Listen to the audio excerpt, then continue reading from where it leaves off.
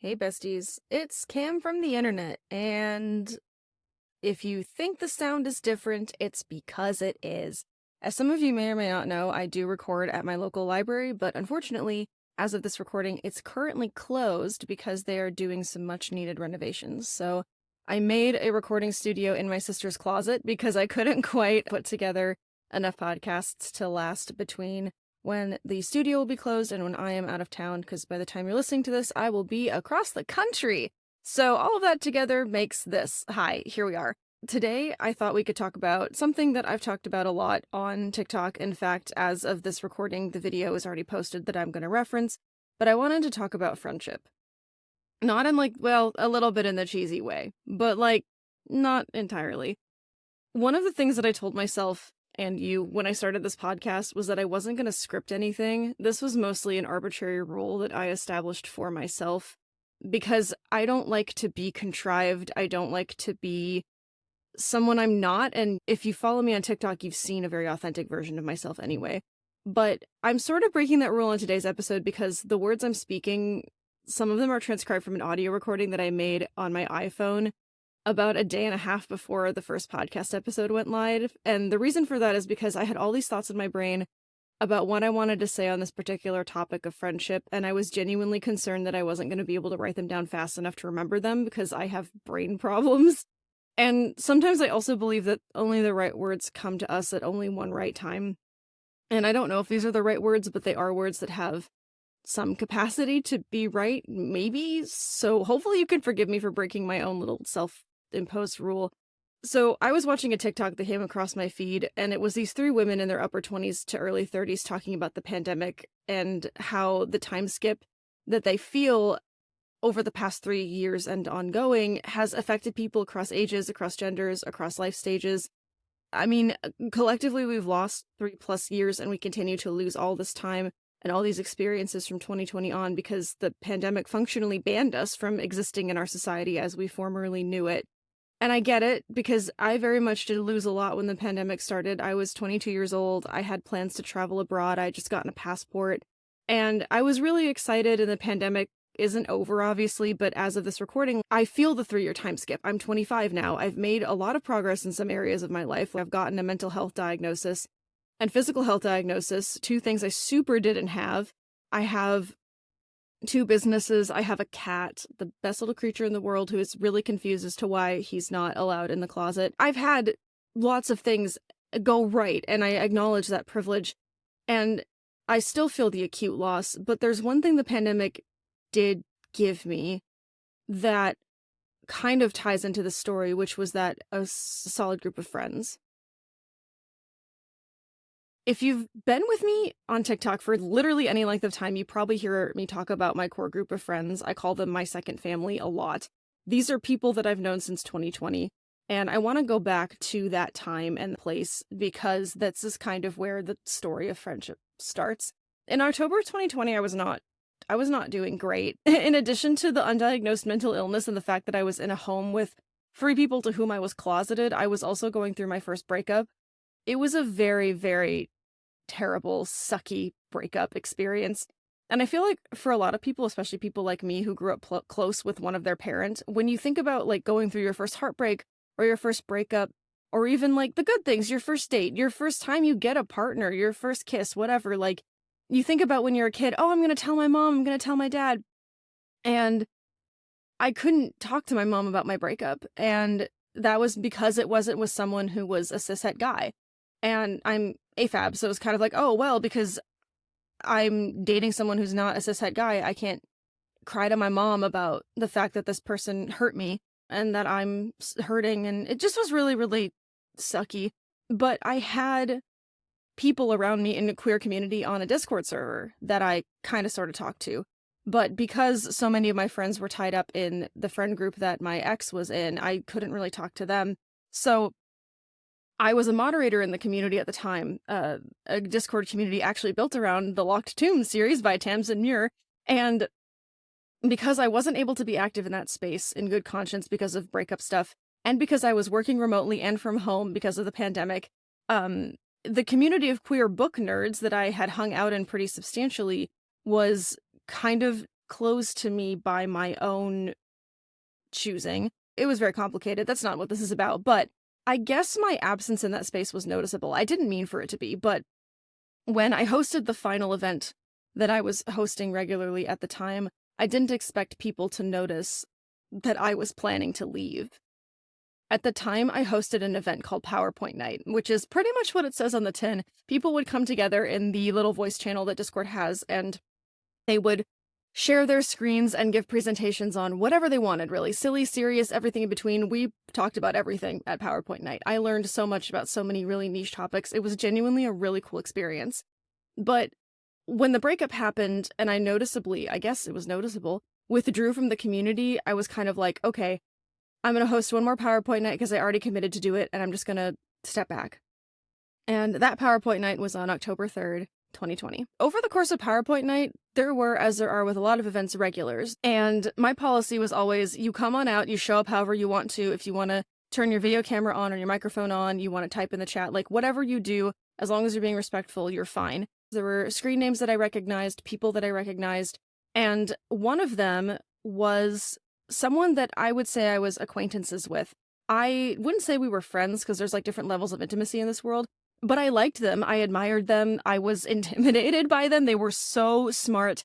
They're so kind. They're the kind of person who clearly speaks very carefully and chooses every word carefully because they really want to do good and be kind with every syllable.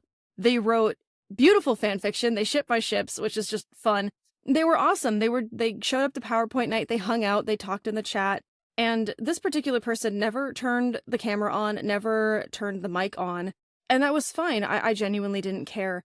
But on that October 3rd night, I got a DM from this person, our very first DM exchange of way, way many more. And they asked me, hey, can I do a last minute PowerPoint and go dead last? And I was like, sure, go off, King. So they built a PowerPoint presentation of why I should watch the anime Full Metal Alchemist Brotherhood. And it was solely because, not solely, but mostly because I am a known Campal stan.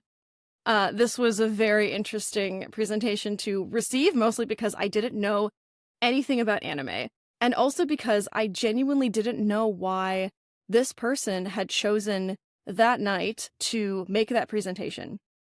Apparently, I learned this. Full Metal Alchemist was a pretty ubiquitous anime at the time. Like, the age bracket of the people present were old enough to remember when the manga of FMA was coming out, and they sure as heck remembered the anime. And so they were all like, oh, Cam, you haven't seen this? And I was kind of like, nah, man, I don't know anime. Now I know some anime. I've watched like 3 anime as of this recording. But I didn't know anything about, well, a lot of things, but I didn't know anything about the world of anime. After that presentation, this person was like, hey, do you want to watch it now? Like, are you doing anything after PowerPoint night? And I, in my infinite wisdom, was like, well, you know, I have nothing better to do, so let's watch it. What followed was about 2 weeks straight of screwing up our sleep schedules. I'm talking we would meet up at 9 p.m. Eastern time and go till 2 a.m., blasting through episodes of Full Metal Alchemist Brotherhood, all 64 of them, with me with my video camera and microphone on so everyone else could watch me live react. And that was the joy in it. For them, was watching me react to these stories, the characters, the situations they were in, everything. That was the part that humbled me immensely, was that they were so invested in my reactions. There's a whole other podcast I could make about like how I trained myself out of, I guess, effectively masking. I'm not a very emotion-filled person reaction-wise, which isn't necessarily a bad thing, but people did want to see them, and so I trained myself to unmask the part of me that was very good at being stoic. But then also for me, the joy of getting to engage with a story at a time when I was really doing super, super bad was a gift, because fandom and stories for so long have been an escape, and I needed an escape like you wouldn't believe. And I later learned that the person who did pitch the idea of watching FMA, made the PowerPoint, like they had seen and intuited that I wasn't doing very well, and like, I get emotional talking about it, because I did ask them at one point, I was like, hey, why did you do that? Why did you make this presentation? And they were like, you know, I didn't know you very well, but I could tell that you were suffering and you were going through it, and sometimes you just have to watch anime about it. I am getting emotional about this because this person would go on to become one of my dearest friends. This is the person who hooked me up with a doctor that helped me with my persistent hip pain. This is the person who let me stay in their house for 3+ weeks when I needed to get medical treatment. when this podcast episode goes live, I will be in their house once again. Like, I have cried on this person's bedroom floor. I have sat up with them at 3 in the morning when they're struggling through work because they were willing to choose to see me. They cultivated and helped me actively cultivate a friendship that really, really matters. And I get really emotional about it because I was doing so bad, y'all, and they chose to see me and put a lot of effort that they didn't have to put into anything.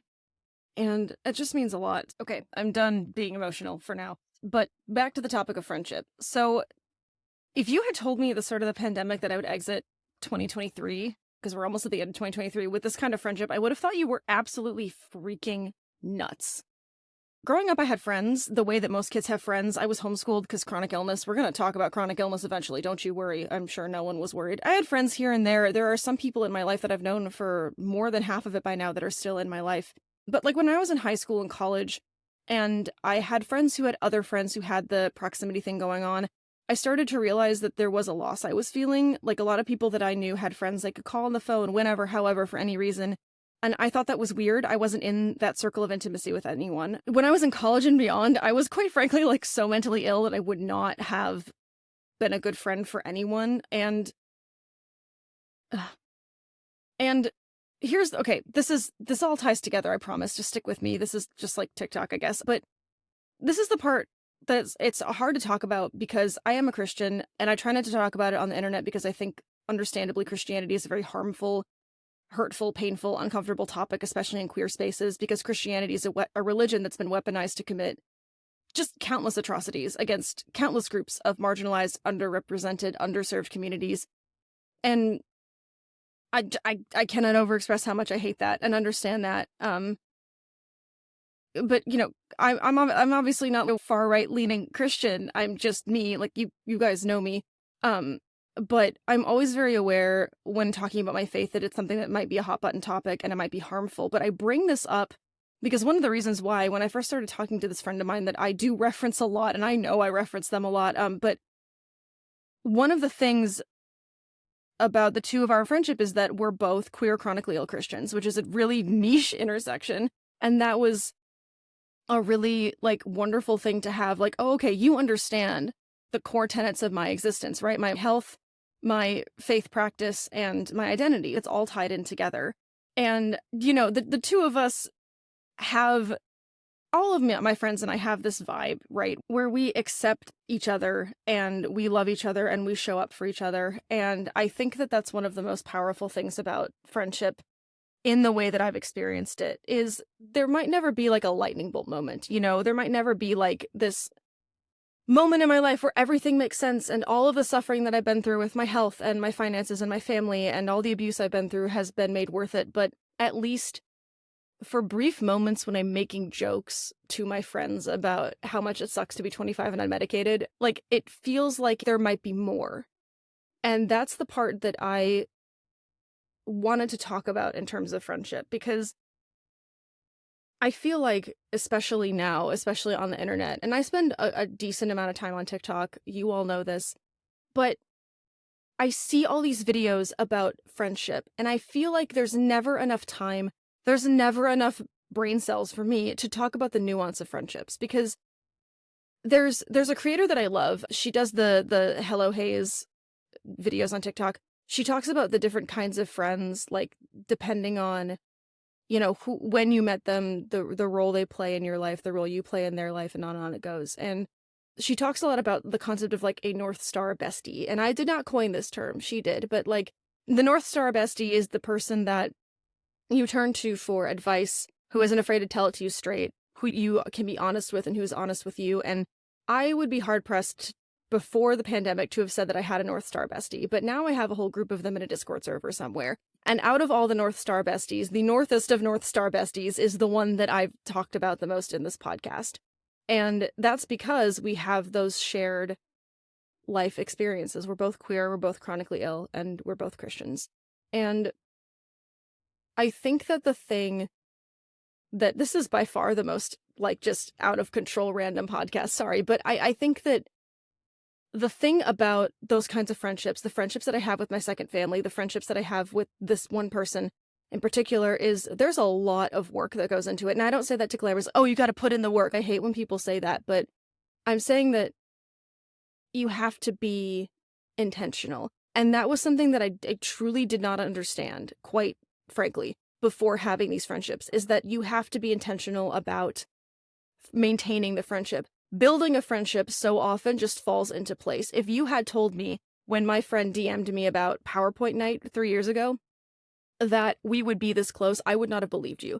Because it didn't fall into place out of any contrived notions. It didn't fall into place out of any sort of pathway or series of steps that we chose to take. It fell into place very organically.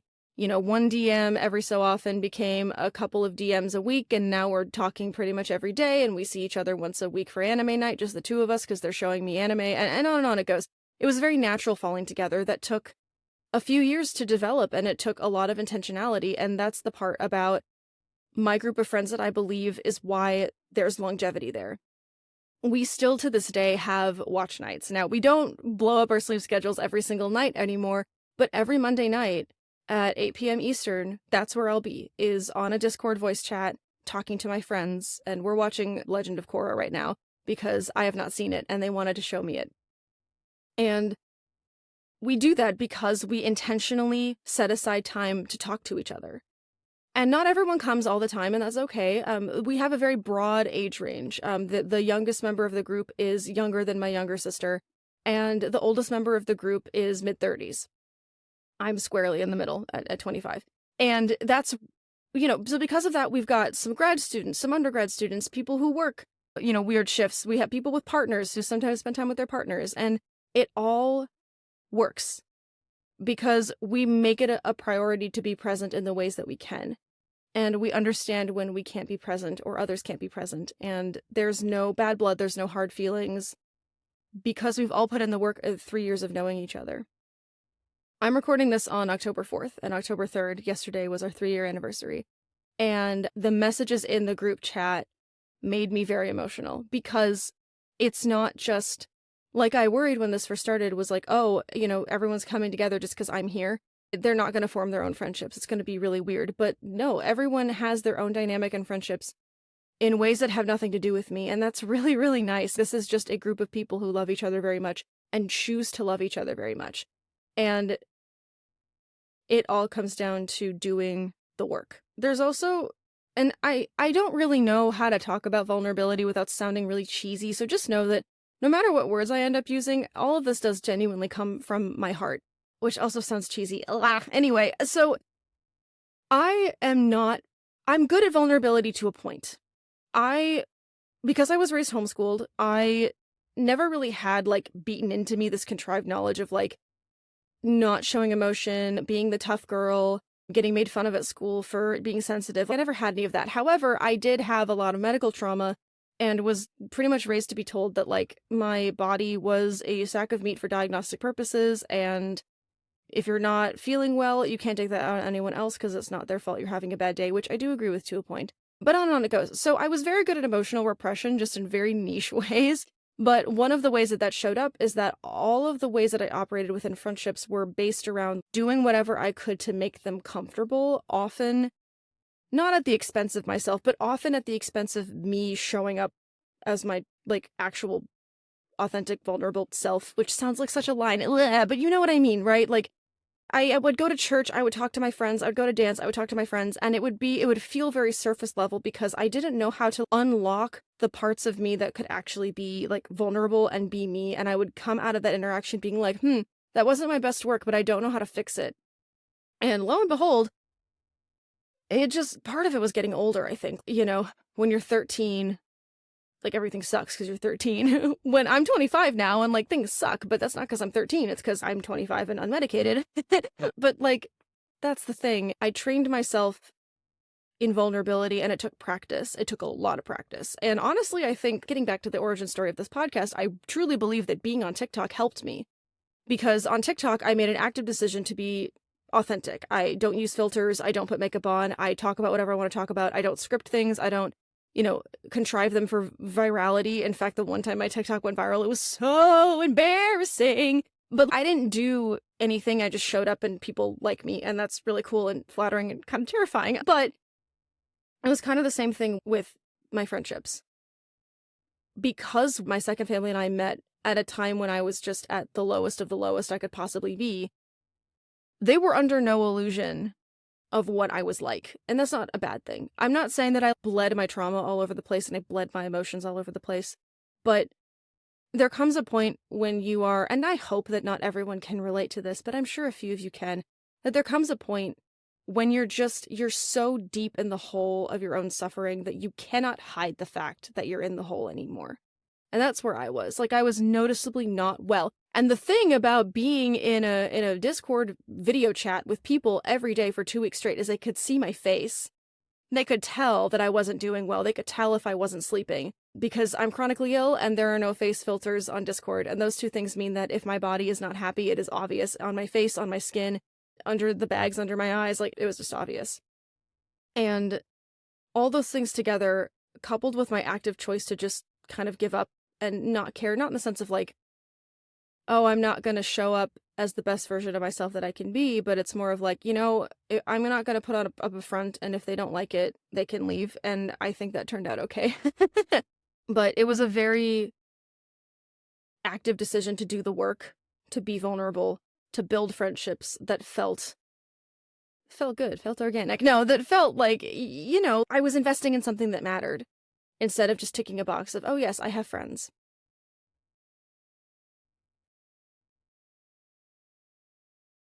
I think it's the anxiety.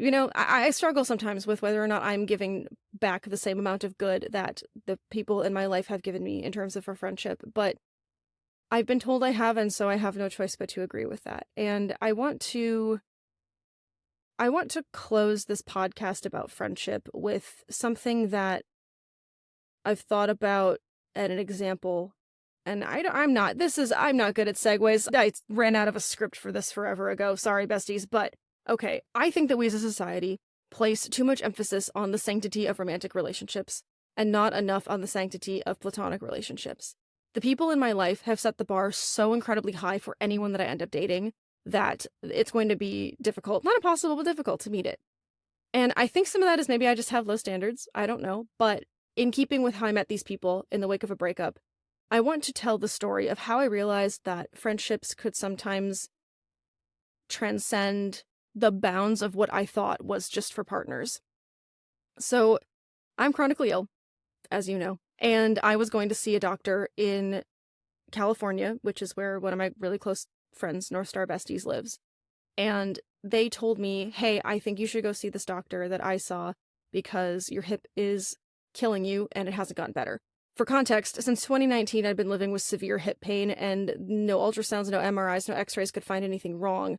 It turned out that my brain had, probably because of the intense mental load that I was under in 2019, my brain had given up and had stopped talking to some of the muscles in my right hip, which was causing excruciating pain because my body was fighting really, really hard to keep the muscles and the joints, tendons, bones where they should be, but when you don't have muscles to, do their job, it's really hard.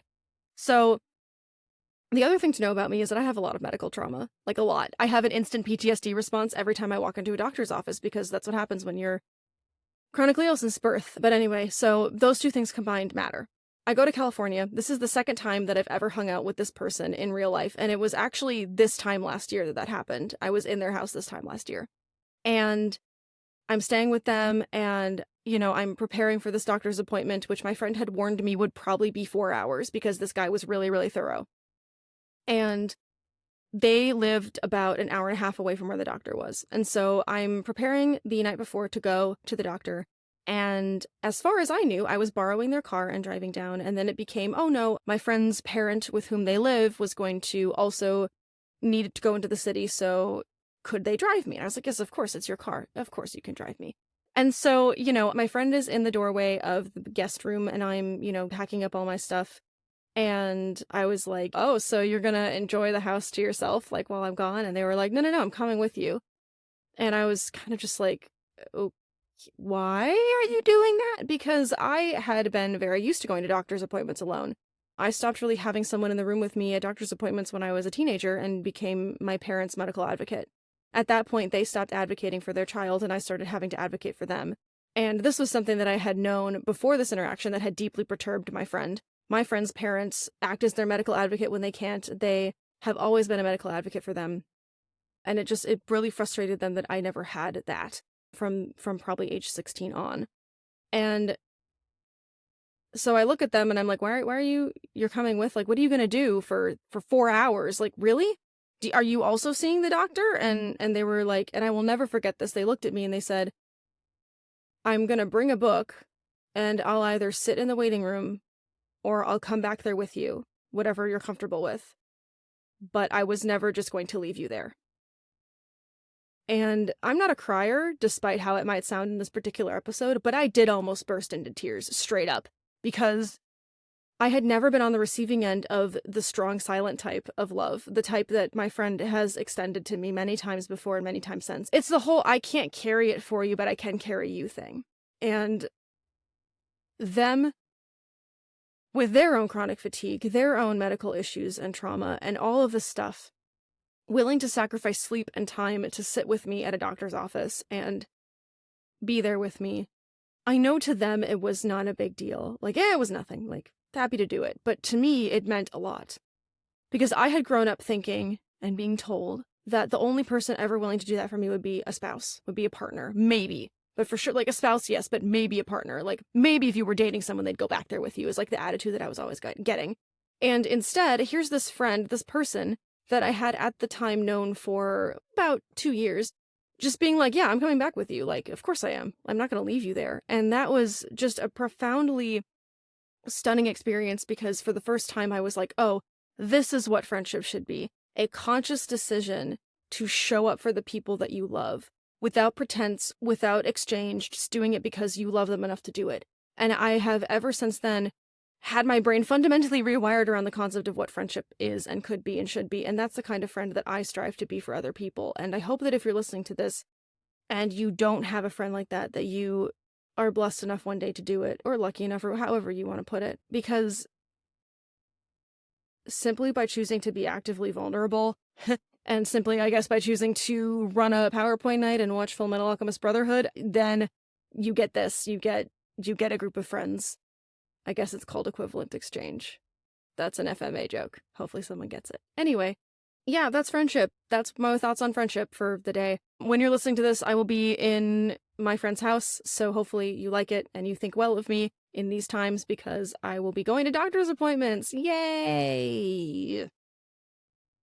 As always, thank you for listening to this random conglomeration of words I call a podcast. You can hit me up on TikTok anytime at Hello Cameo. That's all one word. It'll be in the episode description of wherever you're listening to this. I'm always open to episode suggestions, and pretty soon I'm going to be opening up a guest forum, so if you want to be a guest and talk to me for a half an hour about whatever you want to talk to me about, there'll be info on that on TikTok, so feel free to hit me up there and leave a comment there if you have episode requests. You know, just talk to me. We're all just people. We all just talk to each other. But until next week, thank you for hanging out with me, make good choices, etc., etc., and thanks for listening. Bye!